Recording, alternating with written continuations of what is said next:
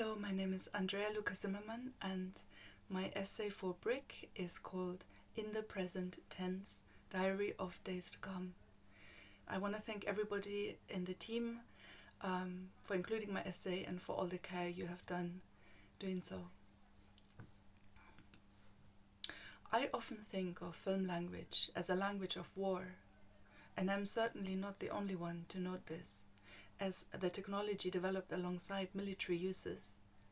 How then to work into this language, consciously and regardless of its association with shooting, target, cut? The moving image across platforms is used so persuasively as an extension of power, by nation-states, by corporations. Toni Morrison wrote that oppressive language does more than represent violence. It is violence. Does more than represent the limits of knowledge. It limits knowledge. And as a filmmaker, I seek always to listen to those affected by violence without foregrounding my own rage at the injustice, and to know the difference between license and courage. Salim and I prepare our 2-day workshop. We take as a starting point our own discrete practices in film.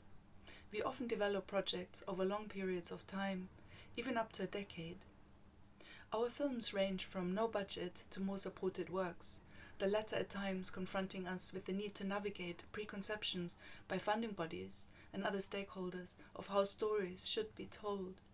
Crucially, we see no budget not as a scarcity, but through a framing of abundance, meaning there's nothing holding us back. Imposed scarcity is often a means towards exclusion and even prohibition. Industrial participation requires assimilation to certain rules of the game. The scarcity-abundance model is a capitalist framework that devours the multiple possibilities existing around us. And I know this because my films often feature protagonists whose stories have been rejected or quieted by those in power, and who are therefore perceived to be outside the mainstream.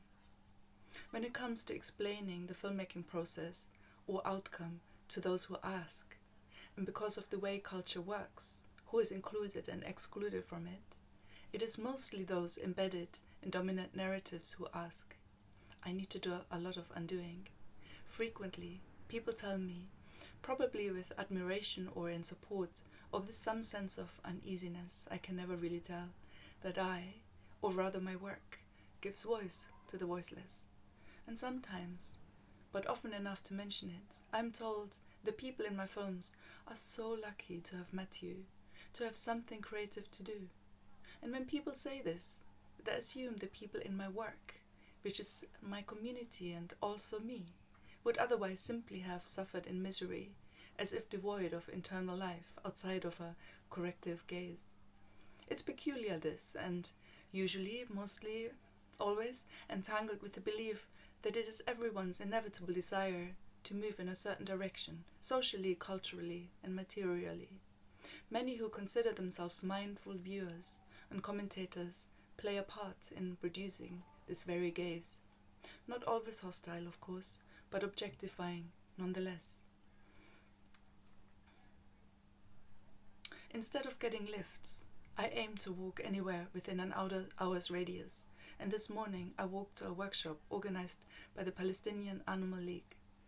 Google Maps leads me through the refugee camp instead of bypassing it, and the street Google takes me on is as narrow as one outstretched arm. I didn't intend to be a tourist in this refugee camp, and would usually only come if invited. And passing through denies respect and privacy to those who live there, qualities barely afforded anyway in those narrow streets.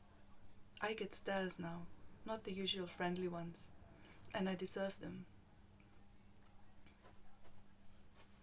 In all my time here, almost nobody has mentioned anything about my hair, which is closely cropped, just beginning to grow back after its last shave. It's been this way ever since I was 17, when a stylist friend experimented on me and the clipper slipped, and throughout my life the look has caused misunderstandings. But in between such moments, I tend to forget about my hair. In a beautiful old house near Ramallah, I visit a retired physicist as part of my research into things made by hand, and his partner has written extensively on Palestinian embroidery. He asks, with a glimmer of pleasure in knowing something new, whether I am she or they.